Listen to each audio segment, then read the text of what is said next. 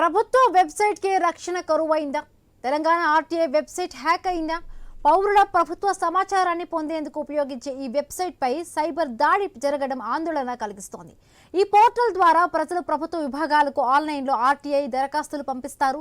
Website భద్రతా లోపాలను ఉపయోగించి హ్యాకర్లు సిస్టంలోకి చొరబడినట్టుగా అనుమానం వ్యక్తమవుతోంది.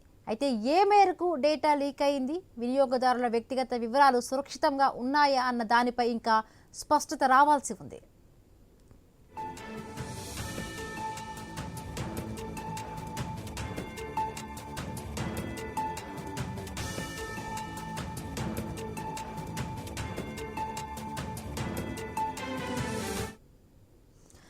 ఆర్టీఐ వంటి వెబ్సైట్లలో తమ వ్యక్తిగత వివరాలు వచ్చేటప్పుడు జాగ్రత్తగా ఉండాలని నిపుణులు హెచ్చరిస్తూ ఉన్నారు.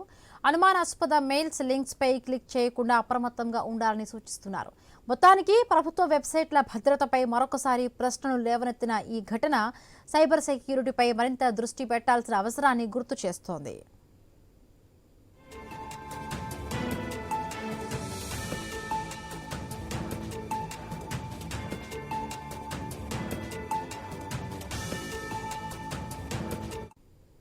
స్మార్ట్ ఫోన్ వాడకం పెరుగుతున్న ఈ రోజుల్లో మన డేటా భద్రత ఎంత ముఖ్యమో ప్రమాదాలు కూడా అంతే పెరుగుతూ ఉన్నాయి.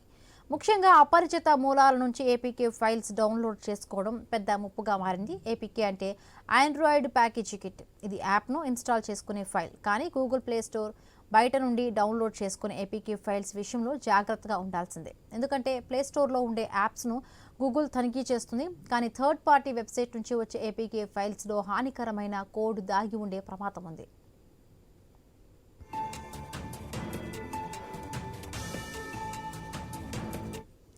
మాల్వేర్ వైరస్లు అనేవి ఫోన్లోకి ప్రవేశించి ఫోన్ పనితీరును దెబ్బతీయొచ్చు. అలాగే డేటా చోరీతో వ్యక్తిగత ఫోటోలు, వీడియోలు, కాంటాక్ట్స్, మెసేజ్లు హ్యాకర్ల చేతికి వెళ్లే ప్రమాదం ఉంది.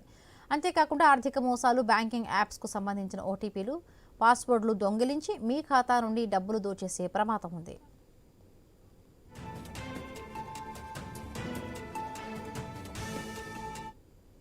ఇక తెలంగాణ ఆర్టీఐ వెబ్సైట్ హ్యాక్ అయిందంటూ కూడా ఒక ఇన్ఫర్మేషన్ అయితే బయటకు వస్తోంది. ప్రభుత్వ సమాచారాన్ని ఉపయోగించే ఈ వెబ్సైట్పై దాడి సైబర్ దాడిగా కూడా అటు తెలుపుతూ ఉన్నారు. ఆందోళన వ్యక్తమవుతోంది.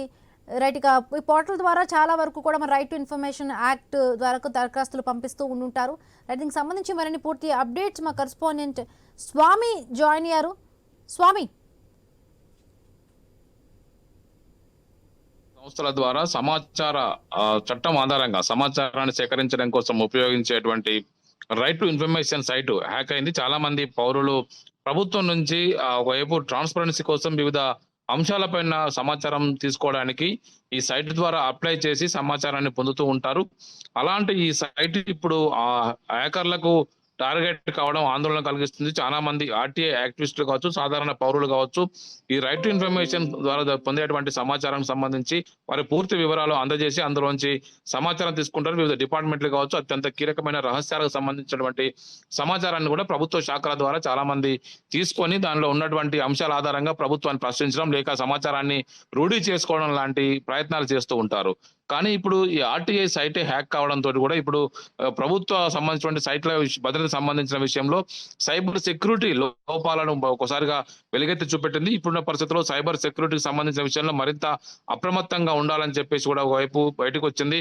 ప్రభుత్వ వెబ్సైట్ల నిర్వహణకు సంబంధించిన విషయంలో సైబర్ సెక్యూరిటీ విషయంలో వివిధ అంశాలను దృష్టిలో పెట్టుకుని ప్రభుత్వం వీటిని మరింత కట్టుదిట్టంగా నిర్వహించాల్సి ఉంటుందని చెప్పేసి కూడా భావిస్తారు. చాలా మంది వినియోగదారులు కావచ్చు, ప్రభుత్వ శాఖలకు సంబంధించినటువంటి సమాచారం, ఈ డేటా సంబంధించిన భద్రతకు సంబంధించి ఏమన్నా ఇందులో నుంచి హ్యాకర్స్ సేకరించారనేది కూడా ఒకవైపు ఆయా శాఖలకు సంబంధించిన అధికారులు ఆరా తీస్తున్నారు. వివిధ సంబంధించినటువంటి వ్యక్తులంతా కూడా ఏపీకే ఫైల్స్ లాంటివి పంపించి వాటిని ఒకవైపు హ్యాక్ చేసే అవకాశం కనబడుతుంది. ఇలాంటి వాటి విషయంలో జాగ్రత్తగా ఉండాలి. ఒకవైపు మాల్వేర్ కావచ్చు, వైరస్లు కావచ్చు, వాటిని ప్రవేశపెట్టి మొత్తం వ్యవస్థను దెబ్బతీసే అవకాశం కనబడుతుంది. ప్రభుత్వానికి సంబంధించినటువంటి అనేక డిపార్ట్మెంట్లకు సంబంధించినటువంటి అంశాలు ఉంటాయి. ఒకవైపు ఆర్టీఐ కావచ్చు, మరోవైపు రిజిస్ట్రేషన్ డిపార్ట్మెంట్ కావచ్చు, ఎక్సైజ్ కావచ్చు, అనేక కీలకమైన డిపార్ట్మెంట్లు నిత్యం ట్రాన్సాక్షన్స్ జరుగుతూ ఉంటుంటాయి.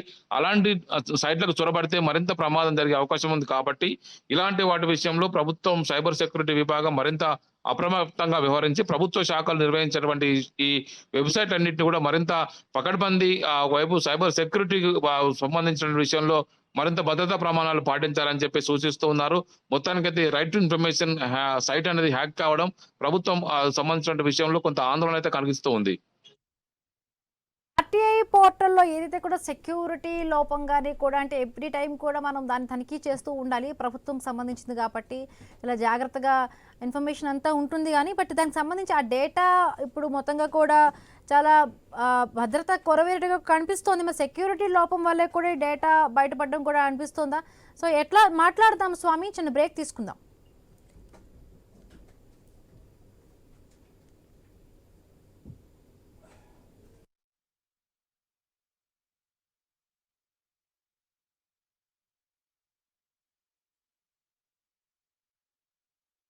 Welcome back. ఇక ప్రభుత్వ వెబ్సైట్ కి రక్షణ కరువైంది. తెలంగాణ ఆర్టీఐ వెబ్సైట్ హ్యాక్ గురైందంటూ కూడా ఒక వార్తలు వస్తూ ఉన్నాయి. పౌరులు ప్రభుత్వ సమాచారాన్ని పొందేందుకు ఈ ఆర్టీఐ యాక్ట్ను వినియోగిస్తూ ఉంటారు. సో ఈ వెబ్సైట్ పై సైబర్ దాడి జరిగిందంటూ కూడా కొంత ఇన్ఫర్మేషన్ వస్తోంది. చాలా వరకు ఈ విషయమే ఇప్పుడు చాలా ఆందోళన కలిగిస్తోంది. సో ఈ పోర్టల్ ద్వారా ప్రజలు ప్రభుత్వ విభాగాలకు ఆన్లైన్లో ఆర్టీఐ దరఖాస్తులు పంపిస్తూ ఉంటారు. సో వెబ్సైట్ భద్రతా లోపాలను ఉపయోగించి హ్యాకర్లు సిస్టంలోకి చొరబడినట్టుగా కూడా అనుమానం వ్యక్తమవుతోంది. అయితే ఏ మేరకు డేటా లీక్ అయింది, వినియోగదారుల వ్యక్తిగత వివరాలు సురక్షితంగా ఉన్నాయా లేదా అనే దానిపై కూడా ఇంకా స్పష్టత రావాల్సి ఉంది.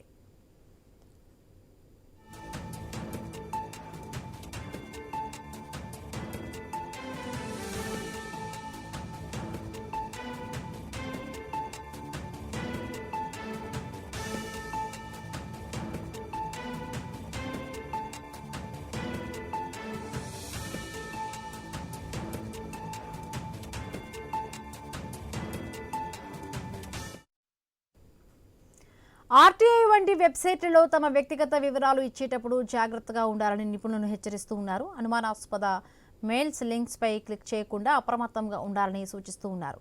మొత్తానికి ప్రభుత్వ వెబ్సైట్ల భద్రతపై మరొకసారి ప్రశ్నలు లేవనెత్తిన ఈ ఘటన సైబర్ సెక్యూరిటీపై మరింత దృష్టి పెట్టాల్సిన అవసరాన్ని గుర్తు చేస్తోంది.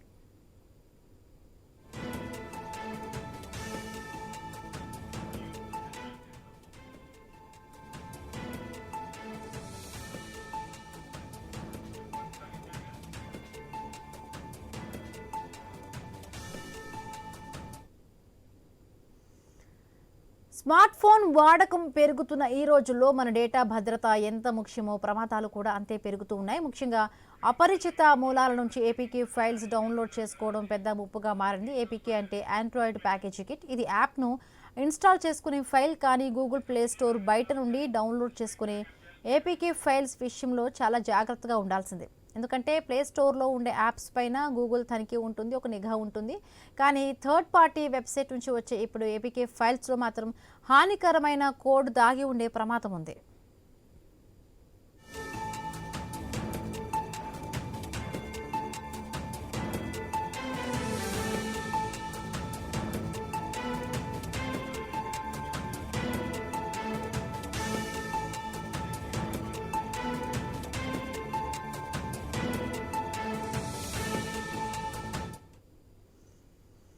మాల్వేర్ వైరస్లు అనేవి ఫోన్లోకి ప్రవేశించి ఫోన్ పనితీరును దెబ్బతీయవచ్చు. అలాగే డేటా చోరీతో వ్యక్తిగత ఫోటోలు, వీడియోలు, కాంటాక్ట్స్, మెసేజ్లు హ్యాకర్ల చేతికి వెళ్లే ప్రమాదం ఉంది.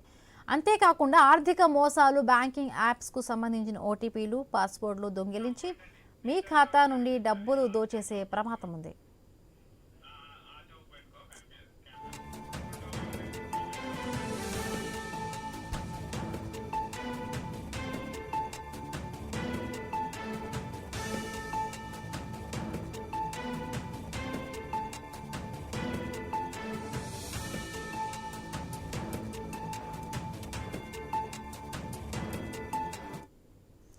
ప్రభుత్వ వెబ్సైట్కే రక్షణ కరువైందా? తెలంగాణ ఆర్టీఐ వెబ్సైట్ హ్యాక్ అయిందా? పౌరుల ప్రభుత్వ సమాచారాన్ని పొందేందుకు ఉపయోగించే ఈ వెబ్సైట్ పై సైబర్ దాడి జరగడం ఆందోళన కలిగిస్తోంది. ఈ పోర్టల్ ద్వారా ప్రజలు ప్రభుత్వ విభాగాలకు ఆన్లైన్లో ఆర్టీఐ దరఖాస్తులు పంపిస్తారు. వెబ్సైట్ భద్రతా లోపాలను ఉపయోగించి హ్యాకర్లు సిస్టంలోకి చొరబడినట్టుగా కూడా అనుమానం వ్యక్తమవుతోంది.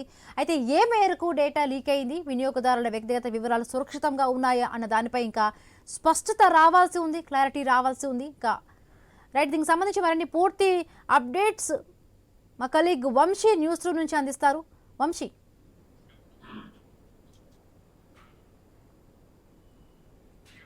Right, thank you Himabindu. మొత్తంగా 2005లో ఆర్టీఐ చట్టాన్ని తీసుకొచ్చారు. ప్రభుత్వానికి సంబంధించిన ఏ సమాచారాన్నైనా పౌరులు పొందేందుకు వీలుగా ఈ చట్టాన్ని తీసుకొచ్చారు. సో అప్పటి నుంచి కూడా ఎంతో మంది ఈ వెబ్సైట్ ను ఉపయోగిస్తూనే ఉన్నారు, రకరకాలుగా వాళ్ళకి కావాల్సిన సమాచారాన్ని పొందుతూనే ఉన్నారు. కానీ ఒక్కసారిగా ప్రభుత్వానికి సంబంధించిన వెబ్సైట్ అనేది హ్యాక్ అయింది. ఇక్కడ మనం క్లియర్ కట్ గా చూడవచ్చు, తెలంగాణ online.in. ఒక్క నిమిషం ఒకసారి ప్రయత్నం చేస్తాను మీకు క్లియర్గా. రైట్, ఇక్కడ తెలంగాణ.gov.in. సో మొత్తంగా దిస్ సైట్ మేబీ హ్యాక్డ్ అని క్లియర్ కట్ గా కనిపిస్తోంది. సో అంటే ప్రభుత్వానికి సంబంధించిన ఒక వెబ్సైట్ హ్యాక్ అయ్యి కొన్ని గంటలు గడుస్తున్నా ఇప్పటి వరకు కూడా ఎవరు స్పందించకపోవటం అనేది, చాలా మంది ఈ సైట్ ను ఉపయోగిస్తూ ఉంటారు ప్రభుత్వానికి సంబంధించిన సమాచారాన్ని తెలుసుకునేందుకు. సో అటువంటి వాళ్ళందరూ కూడా ఈ రోజు ఇబ్బంది పడుతున్న పరిస్థితి అయితే స్పష్టంగా కనిపిస్తోంది. సో ఒకసారి మనం యాప్ ఓపెన్ చేసి చూస్తే, సో ఆర్టీఐ మొబైల్ యాప్ సమాచార హక్కు చట్టం, right to information, government of Telangana. So ఈ సైట్లో మనకి ఏ ఇన్ఫర్మేషన్ కావాలన్నా ఆర్టీఐ రిక్వెస్ట్ అని ఉంటుంది. సో అప్లికేషన్స్ మనం చేస్తూ ఉంటాం. సో అప్పీల్స్ ఏమొచ్చాయో కూడా మొత్తం క్లియర్ కట్గా ఒక వినియోగదారుడికి సంబంధించిన ఇన్ఫర్మేషన్ మొత్తం కూడా ఇక్కడ ఈ సైట్ నుంచే చేస్తూ ఉంటాం. ఒకసారి డౌన్లోడ్ ఆర్టీఐ మొబైల్ యాప్ అని మనం యూజ్ చేస్తే, సో ఇక్కడ క్లియర్ కట్గా చూడొచ్చు. సో ఇక్కడ ఏపీకే ఫైల్స్ వస్తున్న పరిస్థితి.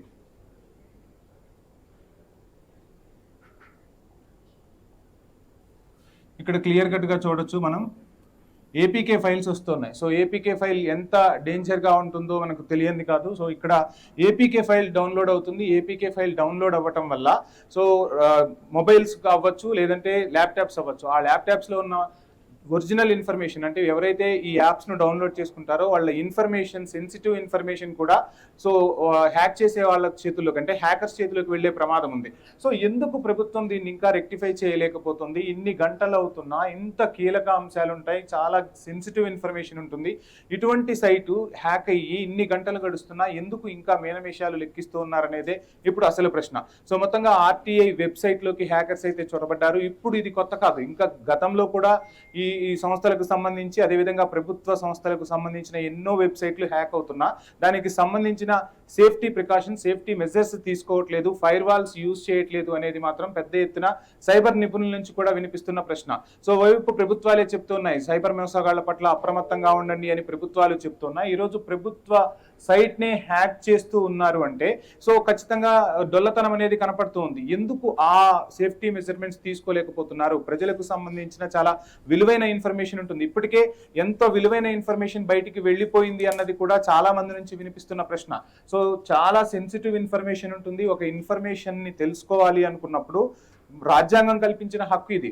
సో ప్రభుత్వాలకు సంబంధించిన ఏ సమాచారాన్నైనా ప్రజలు తెలుసుకోవాలని రాజ్యాంగం ఒక హక్కు కల్పించింది. చాలా మంది కూడా ఇన్ఫర్మేషన్ తెలుసుకోవడం కోసం ఈ సైట్లో రిజిస్టర్ అవుతూ ఉంటారు. సో అటువంటి వాళ్ళ ఇన్ఫర్మేషన్ హ్యాకర్స్ చేతిలోకి వెళితే ఖచ్చితంగా వాళ్ళందరూ ప్రమాదం బారిన పడే అవకాశాలు కూడా ఉంటాయి. సో దీనిపై ఎందుకు దృష్టి సారించట్లేదు?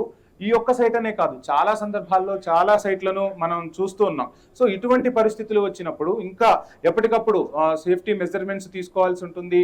ఒక చిన్న ఈ జీమెయిల్ ఐడికే మనం పాస్వర్డ్స్ చేంజ్ చేసుకుంటూ ఉంటాం. ప్రభుత్వ సైట్లు నిర్వహిస్తున్న వాళ్ళు సో ఎందుకు అంటే ఎవరో ఒకళ్ళు సైట్స్ నిర్వహిస్తూ ఉంటారు, వాళ్ళు రెగ్యులర్ గా వీటిని ఎందుకు వాచ్ చేయలేకపోతున్నారు? రెగ్యులర్ గా ఫైర్ వాల్స్ ని ఎందుకు సెట్ చేసుకోలేకపోతున్నారు? సేఫ్టీ ప్రికాషన్స్ ఎందుకు తీసుకోలేకపోతున్నారు? పాస్వర్డ్ చేంజ్లు ఎందుకు తీసుకోలేకపోతున్నారు? హ్యాకర్స్ హ్యాక్ చేసే వరకు కూడా హ్యాక్ అవుతుంది అని తెలుసుకోలేని పరిస్థితులు కనిపిస్తున్నాయి. ఎవరో ఒకళ్ళు చెప్తే తప్ప ప్రభుత్వాలు కానీ ఈ సిస్టమ్స్ మెయింటైన్ చేసే వాళ్ళు కానీ తెలుసుకోలేకపోతున్నారు అంటే సో ఎక్కడ ఉన్నాం మనం, ఏం జరుగుతోంది అనేది కూడా ప్రశ్నించుకోవాల్సిన పరిస్థితులు అయితే స్పష్టంగా కనిపిస్తున్నాయి. సో ఇప్పటికీ కూడా ఇప్పుడు స్టిల్ ఒక 2 hours నుంచి కూడా సైట్ హ్యాక్ అయింది. సైట్ హ్యాక్ ఇప్పటికీ కూడా ఈ ప్రాబ్లమ్ను సాల్వ్ చేయలేని పరిస్థితుల్లోనే ఉన్నాయి. అంటే ఆ కంపెనీల క్యాపబిలిటీ ఎంత అనేది కూడా ఒకసారి ప్రశ్నించుకోవాల్సి వస్తుంది. అంటే సో ఒక కంపెనీ ఒక సైట్ ని మెయింటైన్ చేస్తుంది అంటే పూర్తి బాధ్యత ఆ కంపెనీయే తీసుకుంటూ ఉంటుంది. ఇక్కడ ప్రైవేట్ వాళ్ళు ఉంటారు, సో గవర్నమెంట్ సైట్ అయినా కానీ వాళ్ళే హ్యాండిల్ చేయాల్సి ఉంటుంది. ప్రజలకు సంబంధించిన చాలా సెన్సిటివ్ ఇన్ఫర్మేషన్ ఉంటుంది. ఇటువంటి సెన్సిటివ్ ఇన్ఫర్మేషన్ కి సంబంధించి ఎన్ని ప్రికాషన్స్ తీసుకోవాలో ఆ ప్రికాషన్స్ తీసుకోకపోవటం వల్లే హ్యాకర్స్ హ్యాక్ చేయగలుగుతున్నారనేది మాత్రం మరోసారి స్పష్టంగా కనిపిస్తుంది. సో ఇప్పటికైనా ప్రభుత్వాలు ఈ విధంగా దృష్టి సారిస్తాయా? ప్రభుత్వ వెబ్సైట్లను సైట్లను హ్యాక్ చేసే పరిస్థితే ఉంటే ఇక ప్రజలకు సంబంధించి ఏంటి? రకరకాల అంశాలు ఇప్పుడు తెర మీదకి వస్తున్నాయి. ఒకవైపు సైబర్ నేరాలు రోజు రోజుకు పెరిగిపోతున్నాయని చెప్తున్నారు. అటు సైబర్ నేరాలను అరికట్టడంలో మనం ముందున్నామని చెప్తున్న ప్రభుత్వాలు ఎందుకు ప్రభుత్వ సైట్లను కాపాడుకోలేకపోతున్నాయి? ఇక్కడ ఎవరి తప్పు? అంటే మెయింటెనెన్స్ చేసేవాళ్ళ తప్ప, ప్రభుత్వ ఆజమాయిషీ కొరబడుతుందా? సో ఏం జరుగుతుంది? సో మొత్తంగా రకరకాల అంశాలు అయితే తెర మీదకి వస్తున్నాయి. వంశీ 2024-25లో